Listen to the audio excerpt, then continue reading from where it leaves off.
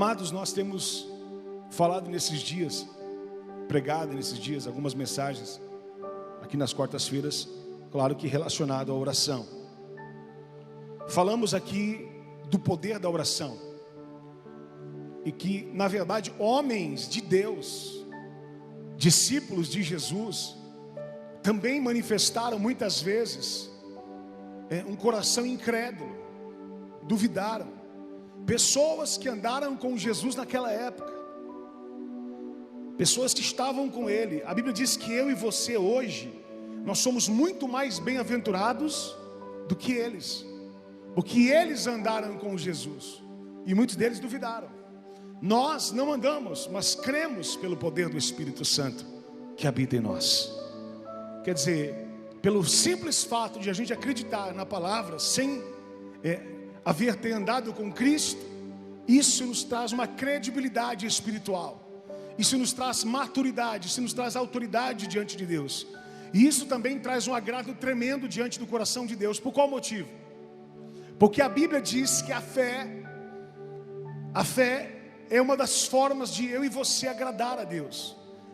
A fé é uma das manifestações de gratidão a Deus em que nós podemos exercer. Nós podemos exercer a gratidão a Deus de outras formas também. Você pode ser grato a Deus com o seu dízimo, com os seus dízimos, com as suas ofertas. Você pode ser grato a Deus com os seus louvores. Você pode ser grato a Deus com a sua vida servindo a obra de Deus, cooperando, limpando, arrumando, varrendo, consertando. Você pode ser grato a Deus usando a sua vida como testemunho de vida, de fé, para abençoar outras pessoas, para fazer outras pessoas serem alcançadas pela palavra. Quer dizer, quando você prega o Evangelho, você agrada a Deus, você está entregando um culto a Deus. Algumas pessoas pensam que o culto a Deus é vir para a igreja. Isto é uma forma de cultuar a Deus, isto é uma maneira de cultuar ao Senhor. Vir para a igreja, você está aqui para cultuar a Deus. Mas entenda uma coisa, a igreja, paredes, estrutura física, é um lugar onde nós estamos para nos reunirmos e entregarmos este culto a Deus. Mas na verdade o culto ao Senhor não é este prédio. O culto a Deus são as nossas vidas entregues no altar. Você é o verdadeiro culto a Deus. Você é o verdadeiro culto. Onde você estiver, você está exaltando a Deus ou entristecendo o coração de Deus. De que maneira, pastor? Com as nossas ações.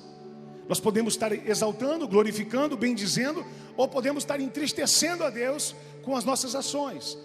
Quer dizer, você está dando falta de testemunho no trânsito, xingando, falando palavrão em empresa, dentro de casa. Quer dizer, sozinho, ninguém está vendo, mas Deus está vendo. Deus está olhando para você. Não importa se o vizinho viu, não importa se no trânsito alguém viu, não importa se a sua esposa, os seus filhos viram, não importa. Sim, importa pelo sentido do escândalo, mas no sentido de gratidão e de entristecer a Deus, não importa.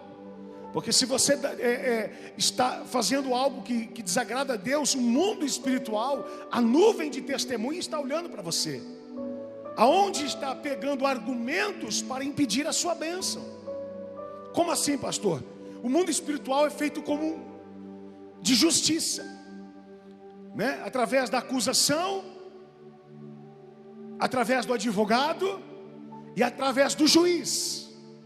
Quer dizer, o juiz ele vai martelar, ele vai dar a sentença através das provas que chegam até ele. Quais são as provas que chegam até Deus de testemunho das nossas vidas? O que é que tem sido apresentado diante do juiz? Jesus é o nosso advogado, mas ele não pode advogar se houver provas contrárias. Ele não pode nos defender junto ao juiz se houver acusações concretas contra nós. O diabo ele nos cria ciladas para que a gente caia no erro dele e comete os erros dele para quê? Para que ele possa ter argumentos de provas e levar as acusações diante de Deus e dizer: olha aqui, ó, não tem como Jesus defender ele. Ele fala palavrão, ele faz isso, ele faz aquilo aqui. Aí Deus se impossibilita de fazer alguma coisa, porque as nossas ações nos impedem para que haja justiça de Deus e de Jesus, para que sejam anuladas as acusações. Quando Jesus morre na cruz do Calvário, Ele anula as acusações. Para aqueles que não têm Cristo, agora através de Cristo, somos justificados. Mas não adianta eu e você aceitar a obra redentora da cruz e continuar tendo um comportamento antigo, velho, desviado, errado, errôneo, falho, pecaminoso, que entristece a Deus. Não adianta. Quer dizer, não adianta a gente vir para a igreja achando que a igreja é lugar de culto a Deus. Não. O lugar de culto a Deus é onde você está. Bata no seu peito e diga: eu sou o culto a Deus. Que culto que você tem sido para Deus? Que oferta que você tem sido para Deus? Que sacrifício tem sido apresentado diante de Deus? O sacrifício de gratidão, de exaltação, de louvores que exalta a Deus? Ou de vergonha, em que Deus não recebe, que Deus não aceita? Lembra quando Elias vai fazer no altar diante dos profetas de Baal? O que a Bíblia nos mostra? Os profetas de Baal, Azera, eles montam o altar, fazem sacrifícios. Depois, quando Elias vai assumir, ele tem que consertar o altar, lavar o altar, restaurar, fazer outro altar, colocar outro sacrifício, porque Deus não aceitava aquele que não era dele. O culto que não é para Deus, Deus não aceita. Mas o culto que é feito para Deus com o altar, onde é lavado com a purificação da palavra, através da água que é derramada no altar, como assim Elias o fez, por ousadia, lugar que não chovia, e Elias joga a água por 3 vezes, enche o rego em redor daquele altar, e a Bíblia diz que aí ele clama a Deus para responder com fogo. A coisa óbvia e completamente contrária de fogo é a água. Elias, quando ele joga a água, ele manifesta algo muito que agrada a Deus. O que é, pastor? Primeiro, ele vai contra o natural. Ele molha a lenha, molha o altar e enche os regos em redor daquele altar de água. Quer dizer, dificultando a situação natural. Quer dizer, se tornando impossível pegar fogo na água, se tornando impossível acontecer aquilo de forma natural. Olha, existia alguma coisa ali por baixo, alguma chama que então fez e acendeu aquela lenha. Quer dizer, podiam justificar isso. Elias já joga a água até transbordar os regos em redor, encharca todo o altar. Quer dizer, além de manifestar fé, ele manifesta através de uma revelação por 3 vezes, fazendo isso para a glória do Pai, do Filho e do Espírito Santo, representando a água da palavra, a purificação do altar, a santificação do altar. Então quer dizer, Deus está santificando o altar, Deus está purificando, mas ele vai além, ele manifesta algo sobrenatural. Um sacrifício poderoso Elias faz naquele dia. O que, pastor, que ele faz? Jogar água. O senhor já acabou de falar assim, mas eu esqueci de lembrar a você. Esqueci não me lembrei até agora. Vou te lembrar agora, porque o Espírito Santo deixou aqui para falar para você. Ele joga a água no altar com seca. O que é mais valioso em dias de seca? O que é mais valioso? Uns dias de seca, 3 anos e meio sem água. Ele pega água. Trouxeram. Quando ele pega a água, ele começa a jogar água no altar. Mas não é pouca água, muita água. Acho que o povo diz: esse cara é louco. Por quê? Está molhando o altar, está dificultando para pegar fogo, e o cara está jogando água. Não tem água, não chove 3 anos e meio. Ele pegou a água dele de reserva e colocou no altar. A Bíblia diz que por 3 anos e meio não chovia. Diz quantos anos, irmãos? Quer dizer, quando a gente está com falta de alguma coisa, a gente começa a valorizar aquilo, a gente começa a proteger aquilo, a gente começa a dar valor naquilo que a gente está perdendo. Preste atenção. Quando ele joga água no altar, quem profetizou que não choveria mais foi Elias. Segundo a palavra de Deus, ele disse: segundo a minha palavra, porque ele sabia que se o povo tivesse em pecado, Deus reteria os céus e não choveria. E ele só liberou a palavra porque ele conhecia a palavra, ele vivia a palavra. Ele disse: segundo a minha palavra, não vai chover mais. Só que faltou água para todo mundo, inclusive para ele. O rio Querite secou, lembra? Quer dizer, não tinha água para ninguém. Ele pega a água e joga. A água valia mais que ouro, porque com ouro ninguém sobrevivia, mas com água eles tinham vida. Agora a importância não era dinheiro. Agora o dinheiro valioso era a água. As pessoas estavam brigando por causa de água. Ele pega e começa a jogar água no altar.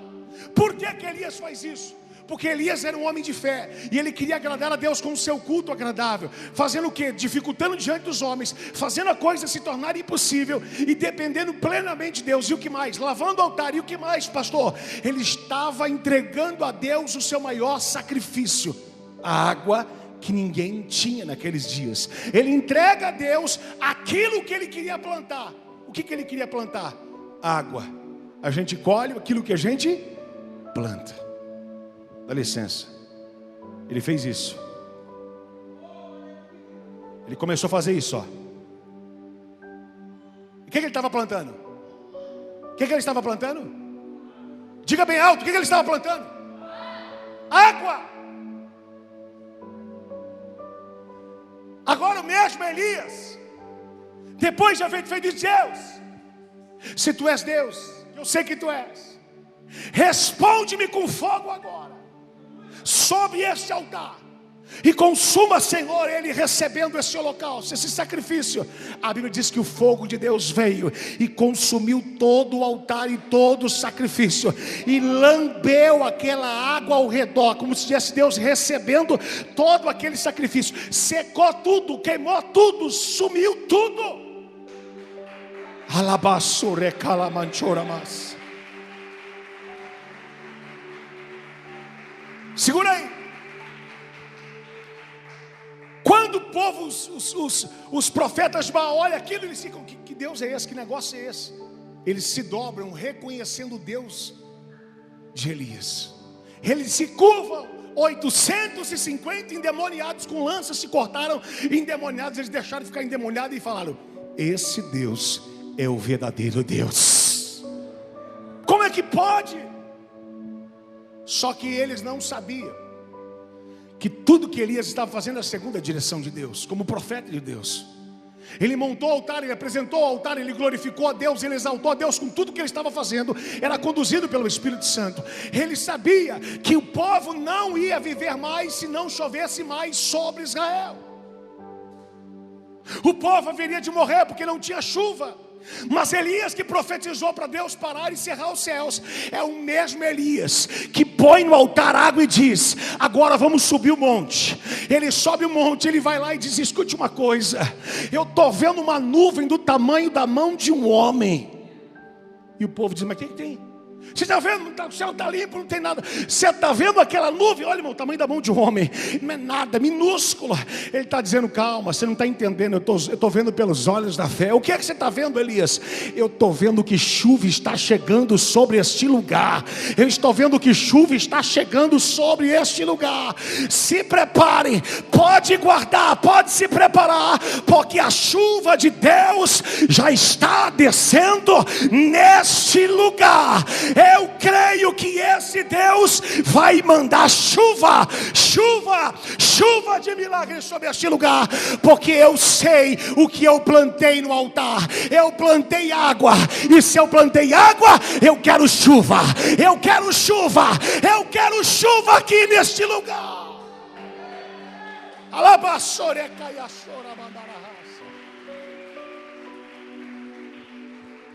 O que estava em falta era o que, irmãos? O que precisava plantar? O que eu planto é o que eu colho. Esse cara é louco, não tem água. 3 anos e meio sem chover, você vai dar água, você vai jogar água fora. Para vocês, dar para Deus é jogar fora. É porque vocês não conhecem a Deus. Porque quando eu entrego para Deus, eu estou multiplicando aquilo que eu estou colocando diante do altar dele. Se prepara, porque essas gotinhas de água aqui para Deus não é nada. Vai vir chuva de Deus sobre esse lugar. Vai vir chuva de Deus sobre este lugar. Se prepara, porque esta água que eu lancei aqui é a chuva que eu quero profetizar, que vai chegar sobre a sua casa, sobre a sua família, sobre a sua história. Se prepara, Deus vai mandar chuva de milagre sobre você em nome de Jesus. O problema é que a gente, quando está passando pela luta, a gente vai tentando resolver do nosso jeito e não na confiança em Deus. Eu vou fazer isso aqui, peraí, como é que eu vou ser fiel a Deus sendo que eu tenho um conto para pagar? Como que eu vou fazer isso para Deus se eu tenho coisa para resolver lá em casa? É que você ainda acha que Deus toma, tira, subtrai, exclui, arranca. Você não entendeu que em Deus você multiplica, prospera, abençoa, faz crescer, planta e deixa Deus liberar milagre.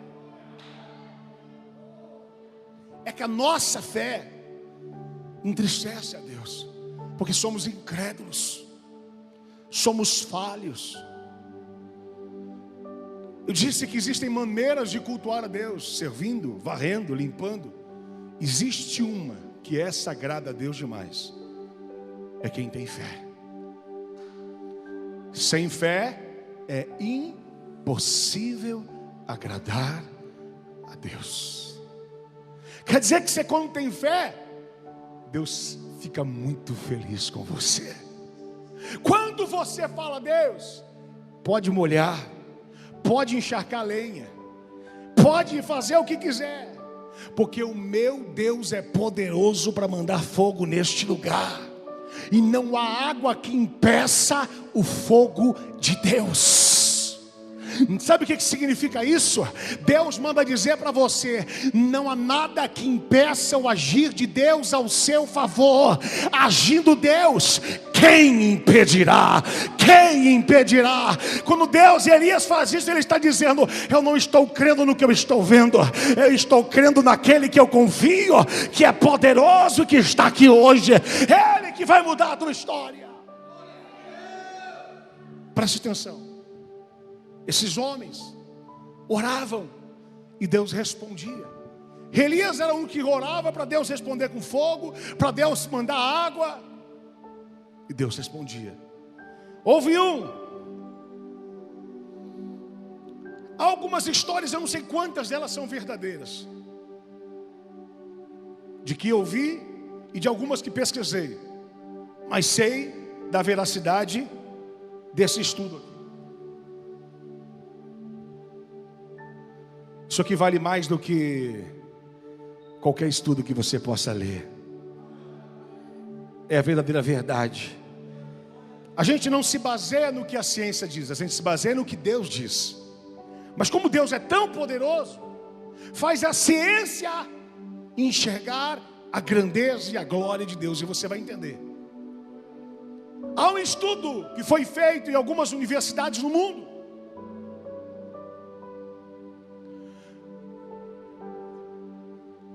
Aqueles homens que não nascem, mas que são inexplicavelmente, sobrenaturalmente inteligentes. Foi Deus quem deu inteligência para esses homens. Mas quando o homem recebe um dom de Deus e não usa para a glória de Deus, infelizmente ele perde o sentido. E muitas pessoas assim os fizeram. Quantos cantores cresceram, nasceram no berço cristão e depois desviaram para fazer sucesso para o mundo? Deus deu dom, Deus deu a voz, mas inverteram os valores. Assim também homens inteligentes, inteligência que é inexplicável, que nossa capacidade natural, da maioria dos homens da terra não consegue entender, fazendo os cálculos da terra e de tudo que existe no mundo, dizendo dos dias, das horas. Não é à toa que a gente fala 24 horas, não é à toa que a gente tem um ano bissexto, não é à toa que essas contas em que para nós hoje a gente aprendeu basicamente, mas aqueles que chegaram nesse número e têm os porquês que Deus nos deixou para que pudessem chegar nisso, fizeram os cálculos, mas depois alguns historiadores falam, e como eu disse, alguns estudos que eu vi, algumas histórias também que falam desses historiadores, uns falam que a NASA estava pesquisando e vendo por que aconteceu, algumas coisas não batiam alguns números, e eles começaram a procurar porque não tinham respostas. Aí havia no meio desses historiadores sensacionais um cristão em que diz, espera aí, a gente não está chegando nesse número, vamos fazer um cálculo. Abre comigo a Bíblia, por favor, no livro de Josué, capítulo 10.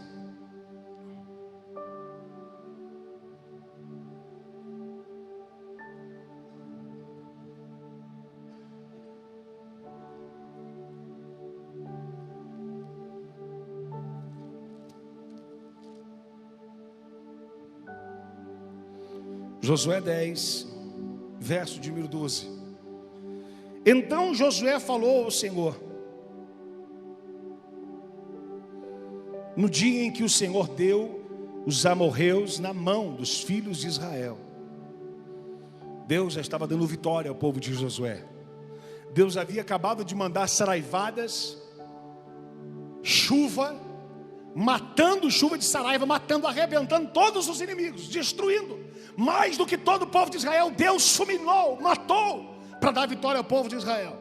Agora então no verso 12, então Josué falou ao Senhor, no dia em que o Senhor deu os amorreus na mão dos filhos de Israel, e disse aos filhos de Israel, israelitas, olha isso, quando Josué orou, o sol detém em Gibeão, e a lua no vale de Arjalon, e o sol se deteve, e a lua parou, até que o povo se vingou dos seus inimigos. Isso não está escrito no livro do reto. O sol, pois, se deteve no meio do céu e não se apressou a pôr-se quase um dia inteiro. E não houve dia semelhante a este, nem antes, nem depois dele. Ouvindo o Senhor assim a voz de um homem, porque o Senhor pelejava por Israel. E tornou-se Josué e todo Israel com ele ao arraial de Gilgal. Olhe para mim aqui. Nós lemos a semana passada falando a história de um homem chamado Ezequias, de um rei que foi um exemplo, que viveu para Deus, que destruiu altares malignos, que serviu a Deus, mas que ao longo do tempo ele perdeu o princípio. Ele começou a viver absolutamente errado, falhando, pecando, quer dizer, deixando as coisas de Deus como primazia. Preste atenção nessa revelação. A Bíblia diz que agora o profeta Isaías manda a Ezequias dizendo para ele, põe a tua casa em ordem, porque tu morrerás e não viverás. Agora a ordem de Deus é dada, preste atenção. E então Isaías vai se retirando no pátio. Eu não sei por quanto tempo ele fica ali, mas Ezequias põe a cara na parede e chora muitíssimo. E ora ao Senhor, dizendo, Deus, lembra-te que andei fiel, reto diante de ti, busquei o Senhor, me perdoa. Ele estava dizendo, Senhor, eu me humilho, eu me arrependo, eu te peço perdão, eu clamo a ti, eu preciso de um milagre. Senhor, não me leva, Senhor, me dê uma oportunidade, Senhor, restaura a minha vida, Senhor, muda a minha casa, Senhor, me transforma. Mas a Bíblia diz que quando ele põe a cara na parede e quebranta o seu coração diante de Deus, a Bíblia diz que Deus não suportará, Deus não resistirá um coração quebrantado e compungido na presença dele.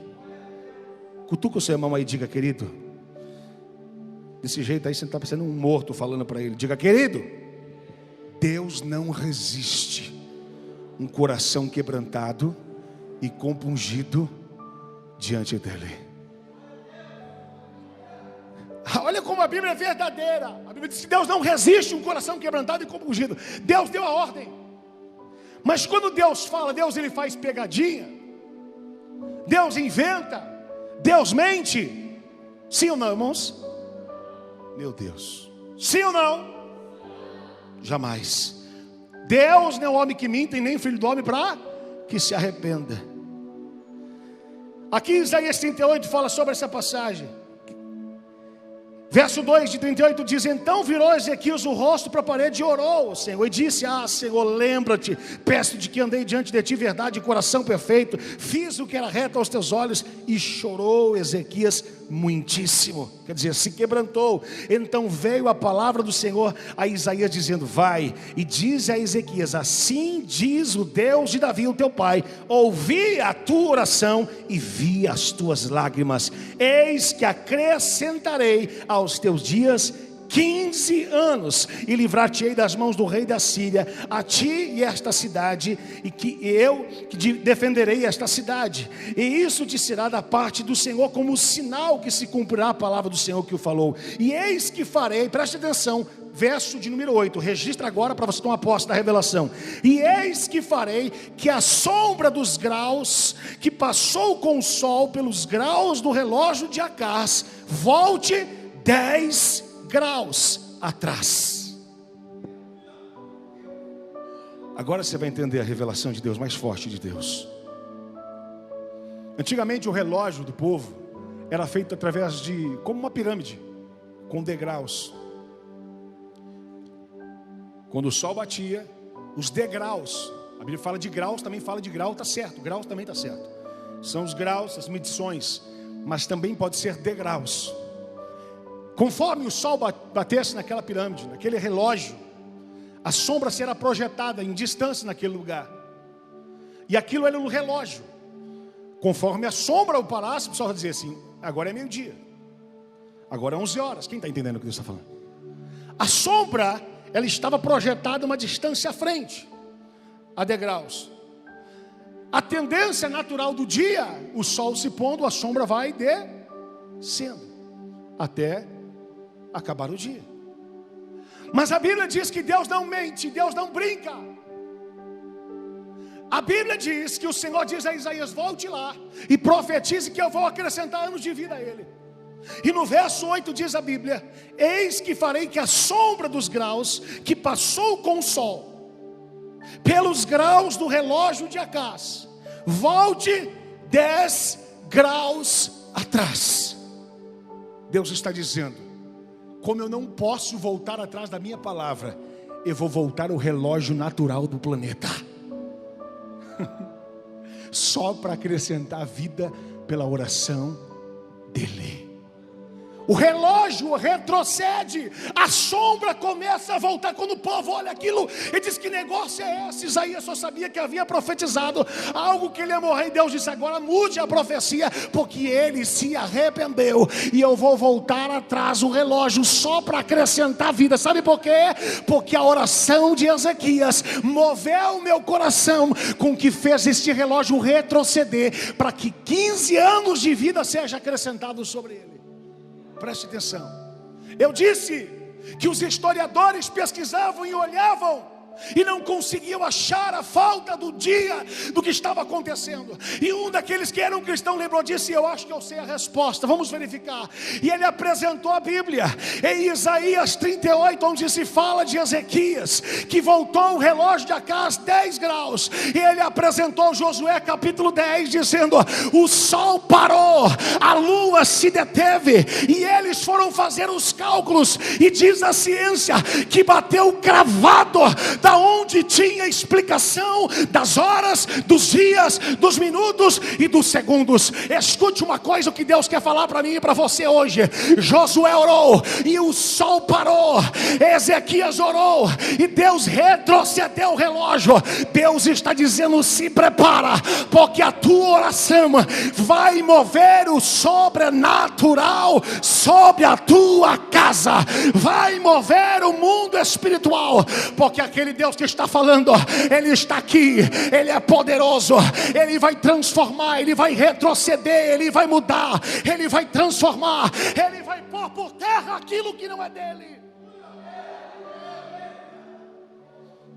Não é só o homem quem explica, a ciência, em que muitas vezes quer bater de frente com as coisas sobrenaturais, porque sobrenatural não se explica, se vive. Fé não tem explicação, fé basta crer, confiar e viver. Deus manda dizer para você e para mim, uma oração fez o sol parar, fez a lua se deter. Eu quero que você neste momento saiba que a sua oração tem poder para mudar a tua casa. A sua oração tem poder para mudar a tua família.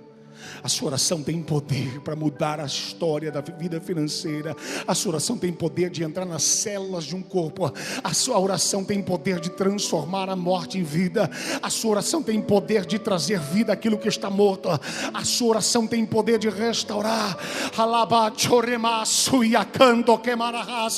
O que Deus tem nos ensinado nesses dias é o poder da oração, e que nós temos esta ferramenta e que deixamos ela jogada numa caixa de ferramentas, se esquecendo. Acordamos e não oramos, vamos dormir e não oramos, passamos a tarde e não oramos, e aí perguntamos por que está dando tudo errado. Deus está dizendo: volte a orar, volte a clamar, volte a buscar, volte a interceder, porque eu vou voltar a parar o céu, o sol, a lua, a estrela, o que quiser, por poder da minha palavra. Eu sou o Senhor que faço isso. Deus está ativando em nós a fé que agrada a Deus. Eu quero que você, neste momento, faça como fez Ezequias, faça como fez Josué. Ore, porque Deus vai deter os teus inimigos. Se necessário parar o sol para vencer os teus inimigos, se prepara. Deus vai criar estratégias.